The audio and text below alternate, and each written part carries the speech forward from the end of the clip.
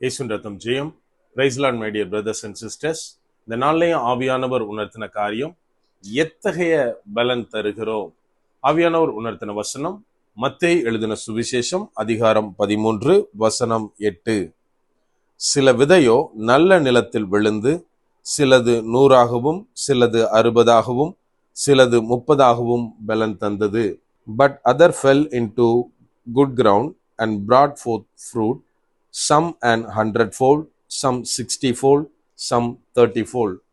Matthew chapter 13 verse 8. என கண்மானவர்களே, இந்த இடத்திலே வசனம் என்ன சொல்லுது அப்படின்னா, சில விதைகள் நல்ல நிலத்துல விழுந்துதான்.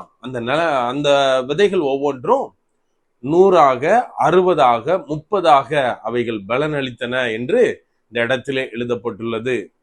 நாம் இன்றைக்கு எத்தகைய பலன் தருகிறோம், நம்ம கொஞ்சம் யோசித்து பார்க்கணும். என கண்மானவர்களே, இந்த இடத்துல இயேசு கிறிஸ்து ஒரு உவமையை சொல்றாரு. அவரு விதைக்கிறவன் விதைக்க செல்லுகிறான். அவன் விதைக்கும் போச்சுல போற வழியில நிறைய விதை உழுது, அது ஸ்பாயில் ஆயிடுது. முள்ளு செடிக்குள்ள உழுது, அந்த விதைகளும் ஸ்பாயில் ஆயிடுது. இன்னும் கற்பாறையில் மண் இல்லாத அந்த இடத்துல விழுது, அந்த விதைகளும் ஸ்பாயில் ஆயிடுது அப்படின்னு சொல்றாரு. நம்ம அந்த ஸ்பாயிலான விதையெல்லாம் விட்டுறலாம்.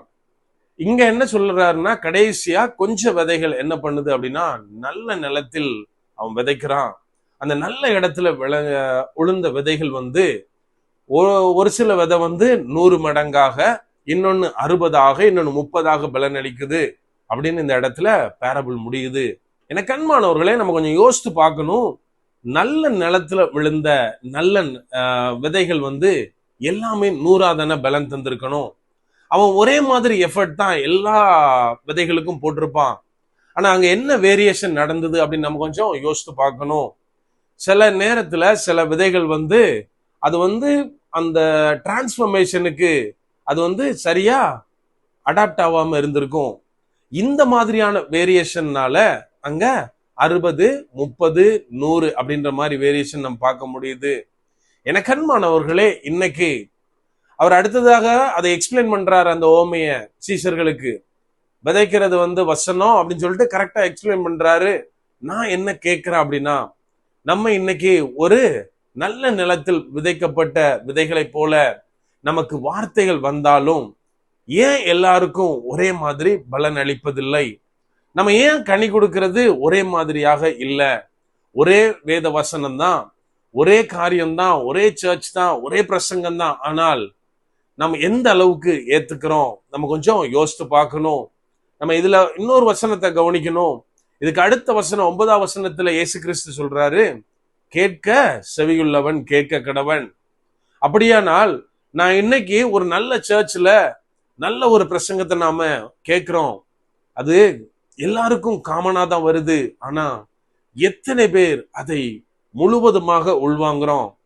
கொஞ்சம் பேர் என்னன்னா, ஒரு காதுல இந்த பிரசங்கம் கேட்டுட்டு இருக்கும், இன்னொரு காதுல பக்கத்துல உள்ளவங்க ஏதாவது பேசிட்டு இருப்பாங்க, இன்னொருக்கு சிந்தனை வேற இடத்துல இருக்கும். இந்த மாதிரியான காரியங்கள் நடக்கும் போச்சுல அவங்க வாழ்க்கையில ஒரு பரிபூர்ண பலன் கிடைக்குமா? கிடைக்காது. அதைத்தான் இங்க 30 அப்படின்றாரு.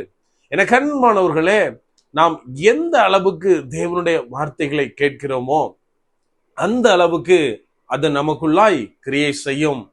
நம்ம எந்த அளவுக்கு விசுவாசித்து அந்த வார்த்தைகளை எனக்கானது, என் குடும்பத்திற்கானது, என் பிள்ளைகளுக்கானது, என் வேலைக்கானது, இந்த ஆசீர்வாதம் தேவன் ஆவியிலே எனக்கு தருகிறார் அப்படின்னு நான் எந்த அளவுக்கு உள்வாங்குகிறேனோ அதே போல அது எனக்குள் பலனளிக்கும். நம்ம ஒண்ணு மறந்து போய்விடக்கூடாது. நம்ம ஏதோ காதுல கேட்டுட்டு சர்ச்ல மட்டும் ஒரு நல்லவனை போல வேஷம் போட்டுட்டு வெளியில எப்படியும் இருக்கலாம் அப்படின்னு அழைக்கப்பட்டவங்க கிடையாது. மாறாக எதை கேட்கிறேனோ அதை நான் முழுவதுமாக கேட்க வேண்டும். நான் கேட்கிறதோட மாத்திரம் அல்ல, அதை என் இருதயத்துல சிந்திக்கணும். நான் சிந்திச்சுட்டு இதெல்லாம் நல்ல கருத்து, இதெல்லாம் நல்லா இருக்கு அப்படின்னு சொல்லிட்டு போறதுக்கு கிடையாது. மாறாக என் வாழ்க்கையில ஒவ்வொரு வார்த்தையையும், தேவன் சொல்லுகிற ஒவ்வொரு காரியத்தையும் நான் அப்ளை பண்ணணும். ஏதோ ஆசீர்வாதத்திற்கு மட்டும் நான் ஆமென் அல்லேலூயா ஐ ரிசீவ் இட் அப்படின்னு சொல்லிட்டு போக கூடாது. மாறாக அந்த ஆசீர்வாதத்தை பெற்றுக்கொள்ள என்ன கண்டிஷன் அங்க வைக்கப்பட்டுள்ளது? தேவன் என்ன மாதிரியான காரியங்கள் எனக்கு சொல்லுகிறார், நான் அதை வாழ்க்கையில அப்ளை பண்ணணும், அதை கடைபிடித்து வாழணும். நான் எப்போ வேதத்தில் உள்ள காரியத்தை என் வாழ்க்கையில கடைபிடித்து நடக்க ஆரம்பிக்கிறேனோ அப்போது தேவனுக்காய் பலன் கொடுக்கிறவனாய் மாறுவேன். அப்படியே கண்களை மூடுவோமா? அன்பான ஆண்டவரே, இந்த நேரத்திலே அப்பா உம்மை நோக்கி பார்க்கிறோம்.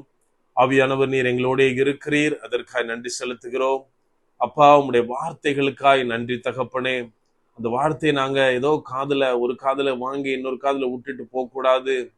ஆவியானவரே, அவை ஒவ்வொன்றையும் உமது வார்த்தைகள் ஒவ்வொன்றையும் எங்கள் இருதயத்திலே நிறுத்தி எங்க வாழ்க்கையில கடைபிடித்து வாழ நீர் எங்களுக்கு உதவி செய்யுங்க. அப்பா, எல்லா நேரத்திலும் தேவனுடைய வார்த்தைகளை மாத்திரமே பிடித்து கொண்டு நாங்கள் செயல்பட, எங்க வாழ்க்கையில அப்ளை பண்ணி அதுல நல்ல ஒரு ரிசல்ட்டை, ஒரு பரிபூர்ண பலத்தை, 100 மடங்கு ஆசீர்வாதமான ஒரு வாழ்க்கையை மற்றவர்களுக்கு நாங்கள் வாழ்ந்து காமிக்க நீர் எங்களுக்கு கற்றுத்தாங்க. முற்றிலுமா எங்களை தாழ்த்தி ஒப்பு கொடுக்கிறோம். பலப்படுத்தி ஆசீர்வதிங்க. இப்பரேசின் மூலம் ஜெபிக்கிறோம். ஜெபம் கேளும் எங்கள் நல்ல பிதாவே. ஆமென். God bless.